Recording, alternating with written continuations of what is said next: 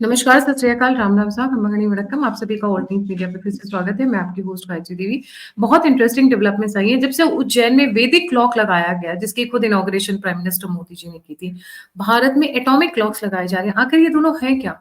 उसके साथ-साथ एक कॉम्पिटिशन चल रहा है वर्ल्ड वाइड, जो बहुत लोगों को पता नहीं होगा कि किस वक्त को काबू करने में वक्त किसका है। ये आई थिंक देश कपूर सर समझाएंगे बेटर। सेलेस्टियल टाइम जोन किसका है, वो कैप्चर करने की, वो उस पे धाक जमाने के एक कंपटीशन चल पड़ा है, या फिर एक बोलूंगी रेस चल रही है, जिसमें भारत भी क्या बोलते हैं एकदम तेजी से आगे निकल गया है यूएस से और बाकी कंट्रीज को पीछे छोड़ के। मुद्दा बहुत इंटरेस्टिंग है। Sir, a very warm welcome on the show. Let's get started. Thank you. Namaste, Gayatri. Thanks for calling me again. So ये टाइम जो है, समय या काल जिसे हम कहते हैं, वो बहुत इंटरेस्टिंग एक कॉन्सेप्ट है। दो तरह के कॉन्सेप्ट्स होते हैं टाइम के हिसाब से। एक होता है काल, एक होता है महाकाल। काल वो जो साइकिल्स में चलता है, जैसे हम जानते हैं कि हर चीज साइकिल्स में रहती है। दिन, साल, महीने, हर चीज एक साइकिल में घूमते हैं। दूसरा होता है महाकाल। महाकाल जो है वो है beyond the time, beyond the cycles of time. So that is consistent, and that is universal, and that is primordial. तो वो एक तरह का वो हमारा बेसिस है ऑफ द एंटायर एग्जिस्टेंस। और महाकाल हम जानते हैं कि कहाँ पर है, उज्जैन में। अब टाइम को समझने के लिए एक बड़ी इंटरेस्टिंग एक कहानी थी। राजा कुकुरमी थे। तो राजा कुकुरमी अपनी बेटी रेवती के साथ, उनको उनकी शादी करनी थी, वो रेवती की। तो तो उसके वो आसपास बहुत सारे ऐसे राजा और थे जो एक अच्छे उनके वर बन सकते थे। उनकी लिस्ट बना के उन्होंने कहा कि कौन बेस्ट रहेगा इसका पति, या ये जानने के लिए वो खुद ब्रह्मा जी के पास जाना चाहते थे कि उनसे ही पूछते हैं कि कौन बेटर रहेगा। वो ब्रह्म लोक में गए। वहां पर जो ब्रह्मा जी थे वो बैठे थे और एक म्यूजिकल परफॉर्मेंस चल रही थी। तो जब उन्होंने देखा, उन्होंने कहा कि ये म्यूजिकल परफॉर्मेंस खत्म हो जाए तब मैं इनसे बात करता हूँ। तो उन्होंने जब परफॉर्मेंस खत्म हुई तो उन्होंने बताया कि ये मेरा प्रश्न है।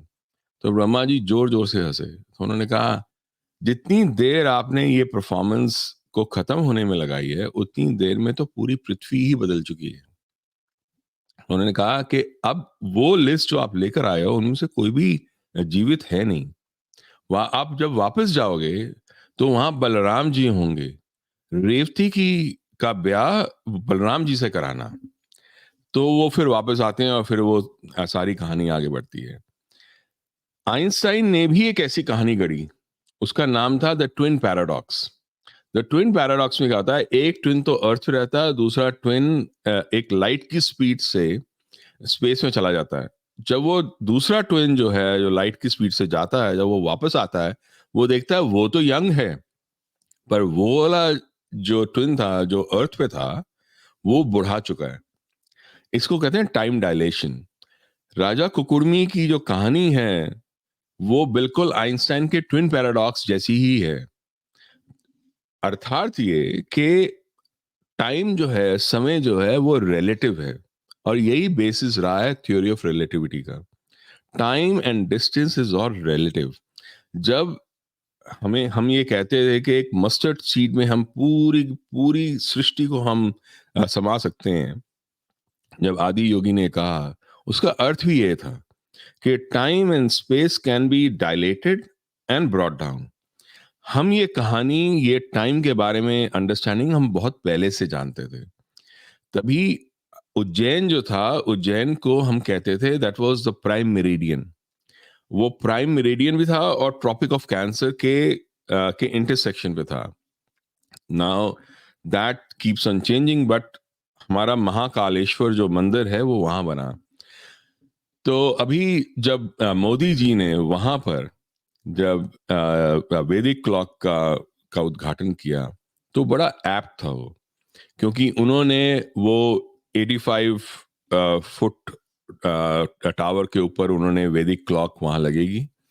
वो वैदिक क्लॉक जो है वो वो टाइम भी बताएगी और ग्रीनविच टाइम भी बताएगी, पर वो 30 मुहूर्त, तिथि और जो टाइम कैलकुलेशन है हिंदू पंचांग के हिसाब से बताएंगे।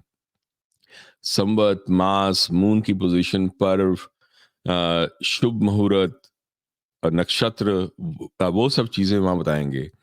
आरोह श्रीवास्तव जी हैं, उनके अ, काम से उन्होंने काफी काम किया है इसके ऊपर। तो ये प्राइम मेरिडियन जो है, ये ये ग्रीनविच कहते हैं, ग्रीनविच में वो माना जाता है, पर उससे पहले कहते थे कि ये उज्जैन से ये निकलता था। सूर्य सिद्धांत में इसके बारे में बहुत बात हुई है। तो रोहतक, कुरुक्षेत्र और लंका, वो माने जाते थे कि जीरो मेरिडियन पे थे। अब बहुत सारे लोग ये कहते हैं कि ये लंका जो थी जिसके बारे में बात करते हैं, वो लंका जीरो मेरिडियन और इक्वेटर के ऊपर थी। ऐसा सूर्य सिद्धांत और बाकी जगह पे लिखा गया है। अब अगर आप नीलेश ओक जी की वो सुने स्टेटमेंट्स, तो ये कहते हैं कि जो श्रीलंका है वो असली लंका नहीं है, क्योंकि अगर सूर्य सिद्धांत के हिसाब से जाएं और रामायण के हिसाब से जाएं, तो वो लंका कहीं और होती है, और यही बहुतों का मानना भी है। तो और ये जो है ट्रॉपिक ऑफ कैंसर, ये चेंज होता रहता है बिकॉज जो अर्थ है वो टिल्टेड है। तो वो टिल्ट जो है वो इम्पैक्ट करता है, एंड आजकल कहते हैं कि actual intersection of the zero meridian with the tropic of cancer is a little above 30 kilometres north of Ujjain in a place called Dongla. Dongla में है। तो ये नॉर्थवर्ड जो शिफ्ट होता है, ये अर्थ की एक्सिस की चेंजेस की वजह से होता है। तो वहां पर जो है वो जीरो मेरिडियन है, पर ये उज्जैन का मेन माना जाता है, जहां महाकालेश्वर मंदिर है। वहां कर्क राजेश्वर मंदिर भी है। कर्क जो है जो कर्क रेखा जिसको हम कहते हैं ट्रॉपिक ऑफ कैंसर, हम उसको मानते हैं। तो जहाँ कर्क रेखा और जीरो मेरिडियन और द प्राइम मेरिडियन जहाँ मिलते हैं, हम उसको उज्जैन कहते थे। वहां पर उसको अवंती कहते थे उस जमाने में। आज उज्जैन है। तो वहां पर ये मंदिर बना था, महाकालेश्वर। तो ये समझना बड़ा इंटरेस्टिंग है, क्योंकि हम जो है हमने टाइम को, समय को पूरे ब्रह्मांड और पूरी सृष्टि के हिसाब से जानने की कोशिश की थी। सिर्फ सिर्फ हमारे प्लैनेट के हिसाब से नहीं। हमने सारे ग्रहों को समझा था उनके जो रिलेटिव मूवमेंट्स है उनको समझा था। हमने ये भी जाना था कि सारे ग्रहों के जो मूवमेंट्स और जो टाइम है वो सब रिलेटिव है। ऐसा नहीं है कि आप अर्थ का टाइम लो और कहीं भी चिपका दो, वो ऐसा नहीं हो सकता। हर ग्रह का टाइम अलग है, और ग्रह का टाइम क्यों अलग होगा? क्योंकि that is impacted by the gravitational pull of the planet itself. वो भी बहुत तरह से डिटरमिन करता है कि ग्रह का टाइम क्या है। और अगर देखा जाए, जो आप बात कर रहे थे बाइडेन की, जो बाइडेन ने एक्चुअली नासा को कहा है कि वो सेलेस्टियल टाइम जोन्स के बारे में वो सोचना शुरू कर दें। उसमें सबसे पहले उन्होंने कहा है कि आप मून का टाइम जोन सेट करें। जैसे यूएस में 3 टाइम जोन है, इंडिया का भी एक टाइम जोन है आईएसटी। ऐसे उन्होंने कहा है कि मून का टाइम जोन भी आप सेट करें। तो ये सेलेस्टियल टाइम जोन्स जो सेट करने की बात है, ये एक होता है कि अ, एक ओनरशिप होती है ऑफ स्टैंडर्डाइजेशन। जो स्टैंडर्डाइज्ड चीजों को ओन करता है, वो आगे जाके डिक्टेट कर सकता है कि क्या चीज कैसे होनी चाहिए। उसमें हम पहले से ही हम बहुत आगे थे। ये जो वैदिक क्लॉक जो बनाई गई है, मेरी नजर में this is to take back that ownership जो हमसे ब्रिटिश ने छीन ली थी, by making Greenwich time as the standard. जबकि वो जैन का टाइम जो था वो स्टैंडर्ड माना जाता था। तो ये एक मेजर जो रेस है ऑफ स्टैंडर्डाइजेशन। जैसे अगर आप देखो, यूएस जो है वो मेट्रिक सिस्टम फॉलो नहीं करता। यूएस जो है वो पाउंड्स और माइल्स में बात करता है, because they did not wanted to allow the Europeans to set the standards for them. They have their own standards. हर चीज जो है, चाहे वो छोटी सी छोटी चीज की वो मेजरमेंट्स हों, टू एवरीथिंग एल्स, उसकी वेट की और उसके साइज की मेजरमेंट्स, वो अलाउ ही नहीं करते मैट्रिक्स में। तो दे have their own standard, everything, the entire commerce, entire trade is built upon that. तो ये स्टैंडर्डाइजेशन को सेट करना और उसके ऊपर ओनरशिप रखना, ये बहुत इंपॉर्टेंट चीज होती है। तो उसमें अगर हम देखें तो उसमें ये जो है वो इंडिया जो है वो एक पहल करना चाहता है of bringing back all the knowledge that we have had. That is the one side of the story. Vedic clock जो है वो बाहर देखती है, पूरे सृष्टि में देखती है, और तब समझती है, पंचांग बनाकर तब हम समझते हैं कि टाइम कैसे आगे चलेगा। दूसरा जो है टाइम को जानने का तरीका, वो है एटॉमिक क्लॉक। एटॉमिक क्लॉक क्या करती है कि वो it actually looks at the the very the basis itself of the atom. तो एटम के अंदर वो देखती है, एंड उसमें सीजियम एटम्स होते हैं, उनको वो गर्म करते हैं। तो जब वो एटम्स जो है, दैट रेडिएशन जो है वो कॉज करती है कि एटम्स अपना स्टेट को चेंज करें, और उसका एक डिटेक्टर होता है जो काउंट करता है कि एटम्स, कितने एटम्स ने अपना स्टेट चेंज किया, और ये percentage of atoms which change that state, और जो फ्रीक्वेंसी होती है उसको जब मेजर करते हैं तो वो देखते हैं कि सी एक एटम के अंदर जो ऑसिलेशंस हैं, जो फ्रीक्वेंसी होती है, वो 9.2 बिलियन ऑसिलेशंस पर सेकंड होती है। तो उसको यूज करके वो टाइम को कैलकुलेट करते हैं। तो अगर, और ये हम जो है, जो इंडिया जो है वो सेट कर रहा है टाइम, ये एटॉमिक क्लॉक्स, अहमदाबाद, फरीदाबाद, भुवनेश्वर, जयपुर और हैदराबाद, सिर्फ 4 और कंट्रीज हैं, US, UK, Japan and Korea, जिनकी अपनी एक एटॉमिक क्लॉक है। और जो इंडियन गवर्नमेंट है वो ये इंसिस्ट करेगी आगे जाके कि सारा सॉफ्टवेयर जो है वो भारत की जो एटॉमिक क्लॉक्स हैं उसके हिसाब से सेट हो। और इसमें कंज्यूमर अफेयर्स जो मिनिस्ट्री है, उसका जो लीगल मेट्रोलॉजी डिपार्टमेंट है, और the national physical laboratory Delhi में जो है एनपीएल, वो सेट करेंगे, वो ये लगाएंगे एटॉमिक क्लॉक्स, और वो इंसिस्ट करेंगे, there will be a legal framework to mandate that all the software service providers across the countries, like across the country, have to use the atomic clock जो NPL बनाएगा। ये बहुत जरूरी है, because क्या है कि हमारा पूरा जो नाविक सिस्टम जो है, जो जीपीएस का ऑल्टरनेटिव है, वो पूरा नाविक सिस्टम उन भारतीय एटॉमिक क्लॉक्स पे बेस्ड होगा। सैटेलाइट्स से अभी हम टाइम सेट करते हैं। सैटेलाइट्स की प्रॉब्लम ये है कि अगर कोई वो सैटेलाइट्स को ब्लॉक कर दे या उसको उड़ा दे, तो हमारा टाइम को जानने का तरीका खत्म हो जाएगा। तो इसलिए atomic clocks are the best way to do it, जिससे हम सैटेलाइट्स की जो टाइम जो सैटेलाइट्स का जो टाइम है, हम उसको भी सेट कर सकते हैं।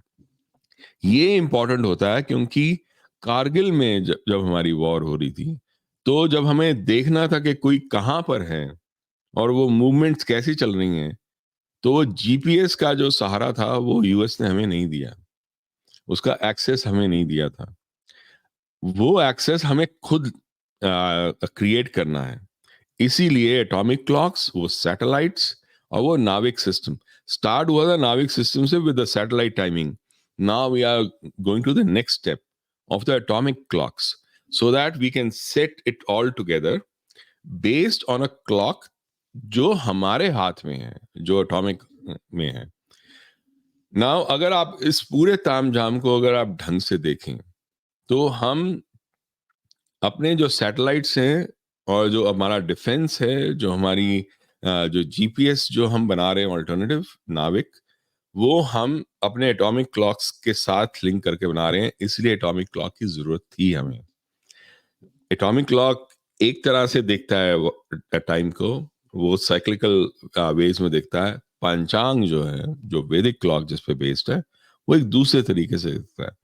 पर हम ये भी समझते हैं इस पूरे काल चक्र में कि हमने समय को, काल को महाकाल के रूप में भी देखा है। तो इसलिए उस जगह पे जहां पर टाइम की कोई कोई सीमा ना रहे, जब कोई टाइम और distance are irrelevant or are relative and are not important at that time, that is a point that we have called as मोक्ष।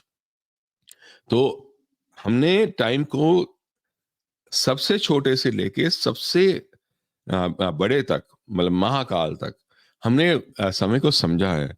आज टाइम आ गया है हमारे पास कि हम उसको एक साथ जोड़ के एक कड़ी में बांधें।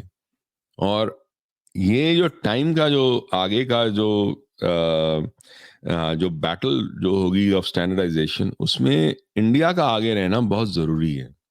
तो इसीलिए ये वैदिक और एटॉमिक क्लॉक्स जो हैं वो इतनी इंपॉर्टेंट है हमारे लिए।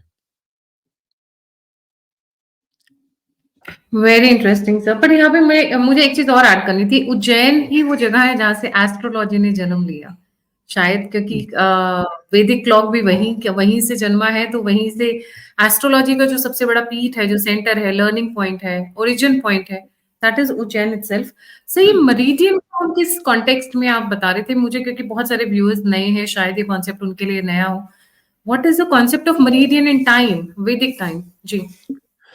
सो अगर हम पृथ्वी को देखें तो पृथ्वी के अंदर एक लॉन्गिट्यूड्स होते हैं और लैटिट्यूड्स होते हैं। जो लैटिट्यूड्स होते हैं वो इक्वेटर और ये हैं ट्रॉपिक ऑफ कैंसर। लॉन्गिट्यूड्स हो गए, उसको अगर हम देखें तो वो प्राइम मेरिडियन या जीरो मेरिडियन माना जाता है।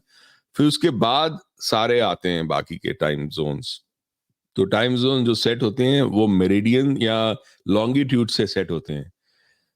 अब कमाल की बात यह है कि लॉन्गिट्यूड्स का सेट होना, लॉन्गिट्यूड्स है ये जानना भी मॉडर्न साइंस के लिए सिर्फ अराउंड 1600s के आसपास लाइक उन्होंने जाना था इसके बारे में।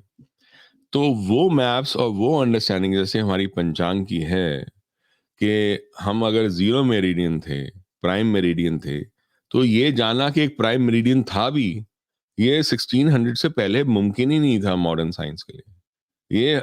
ये सिर्फ भारत में ये अंडरस्टैंडिंग थी। इनफैक्ट देयर आर एविडेंस के एक सेलर थे वहाँ यूरोप में, तो उन्होंने एक मैप बनाया एंशियंट मैप्स के हिसाब से। वहां पर वो लॉन्गिट्यूड और लैटिट्यूड थे दिखाए हुए। तो उन्होंने बिल्कुल सही तरीके से अंटार्कटिका भी दिखाया और बाकी देश भी दिखाए। तो ये मैप्स जो थे ये बहुत पहले से चले आ रहे थे। Why is it that important? Because अर्थ जो है वो गोल है। तो अगर फिजिकल अगर देखा जाए 3D के अंदर, तो अर्थ गोल है। तो ये लॉन्गिट्यूड्स और लैटिट्यूड्स को कैलकुलेट करना जो होता है ना, इसके लिए आपको ज्योग्राफिकल ट्रिग्नोमेट्री की जरूरत पड़ती है। ये नॉर्मल नहीं है, ऐसा नहीं है एक लाइन खींच दी आपने तो एक लॉन्गिट्यूड बन गया, नहीं। अगर आप ग्लोब के हिसाब से देखें, अगर आपको ढंग से कैलकुलेट करना है लॉन्गिट्यूड, प्राइम मेरिडियन और बाकी, तो आपको ट्रिग्नोमेट्री की नॉलेज बहुत इंपॉर्टेंट है। तो इसलिए किसी का ये कहना आज से हजारों साल पहले कि रोहतक और उज्जैन और लंका वो सब एक ही लाइन में थे, एक ही लॉन्गिट्यूड पे थे, ये भी कहना एक बहुत बड़ी बात है। That means that generation understood the calculation of longitude to write down to the detail, for which you would have required mathematics, जो 1600 से पहले कभी थी ही नहीं। ऐसा मॉडर्न वर्ल्ड कहती है। हमारे यहाँ ऑब्वियसली थी, तभी कैलकुलेशन हो सकी। तो इसलिए ये जो लॉन्गी जो आप कह रहे हो ना, prime meridian, that is a zero meridian. हम मानते थे कि वो जीरो मेरिडियन जो है वो उज्जैन से गुजरती थी। उन्होंने जब ब्रिटिश आए, तो क्योंकि उनको ओन करना था ये स्टैंडर्ड, उन्होंने कहा नहीं नहीं, ये तो हमारे घर से गुजरती है, ये ग्रीनविच से निकलती है। तो उन्होंने वो सारा स्टैंडर्ड ही चेंज कर दिया। तो we had to calculate our time based on Greenwich. They were not going to calculate their time based on Ujjain. When prime meridian is owned by us, then a different way of calculation of time happens. तो वो उस समय हमारी knowledge थी जो उन्होंने छीन भी ली थोड़ी बहुत और काफी खत्म भी कर दी। पर पंचांग का जो कैलकुलेशन थी और जो उसका पूरा प्रोसेस था वो हमारे पास था हजारों सालों से, और वो दर्शाता है कि हमारे पास ये understanding of time and distance and mathematics like geometrical जो ट्रिग्नोमेट्री है, that entire thing was there for a long time. तो इसलिए ज्योग्राफी को अंडरस्टैंड करना और जो उसके जो कैलकुलेशंस हैं वो अंडरस्टैंड करना requires a lot of different areas of knowledge. ये इतना आसान नहीं जितना हम समझते हैं। Very interesting sir, very interesting. और आने वाले समय में देखते हैं इस पे क्या होगा, बट हाँ ऐसा लग रहा है कि वी इन्वेंट टाइम, या फिर हम हमारा टाइम चलेगा अक्रॉस द वर्ल्ड, इसके लिए भी एक रेस शुरू हो चुकी है। Otherwise why would Biden send somebody and tell them कि मून के ऊपर टाइम फिक्स करके आओ? आई मीन दैट इज क्योंकि हमारे यहाँ देखो, हमारे यहाँ वरामीरा थे, भास्कर थे, ब्रह्मगुप्त थे, ये सारे उज्जैन की ऑब्जर्वेटरी में ही काम इन्होंने काम किया है। बहुत सारा इनका काम वहीं पर था। तो ये लोगों ने तो सेट किया था स्टैंडर्ड, तो हम ये स्टैंडर्ड अपने हाथ से कैसे जाने दें? बिल्कुल सही। Thank you so much sir for joining. It was a very interesting session and a very different one. Thank you so much for joining. जाने से पहले सभी व्यूअर्स से रिक्वेस्ट है, please don't forget to like, subscribe and share the alternate media. अगर आप contribute करना चाहते हैं तो यूपीआई स्क्रीन के ऊपर है। अगर आप फीडबैक देना चाहते हैं, मुझसे जुड़ना चाहते हैं, तो सभी की सभी लिंक्स डिस्क्रिप्शन बॉक्स में है। इससे पहले सर का जो सर राइट्स क्वाइट क्या बोलते हैं, exhaustive and very well researched article. He is a voracious reader. और दृष्टिकोण.com सर की वेबसाइट है, जहां पर weekly he puts one article, पर वो एक article I mean I would say कि महीनों की रिसर्च के बाद आता है। So that is the kind of मतलब जो उसमें कंटेंट होता है, उसको भी लाइक, सब्सक्राइब और शेयर करना ना भूलें। इसी के साथ जय हिंद, जय श्री राम, हर हर महादेव। राम।